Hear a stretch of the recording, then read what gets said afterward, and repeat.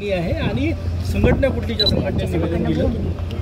नगरमध्ये जी घटना घडली आणि रामगिरी महाराजांनी जे शब्द वापरले त्यासाठी काँग्रेस कमिटीच्या अल्पसंख्याक विभागाद्वारे पोलीस आयुक्तांना निवेदन देण्यात आलं की इथे 2 ठिकाणी गुन्हा दाखल झाला आहे, परंतु जेव्हापर्यंत आरोपीला अटक होत नाही तेव्हापर्यंत हे असंच चालू राहणार आहे. आरोपीला अटक का होत नाही याचं कारण आपण गृह खात्याला विचारावं आणि मग कोणत्याही धर्माविषयी कोणीही बोलला त्याला कुठल्याही लोकांना सोडायला नाही पाहिजे.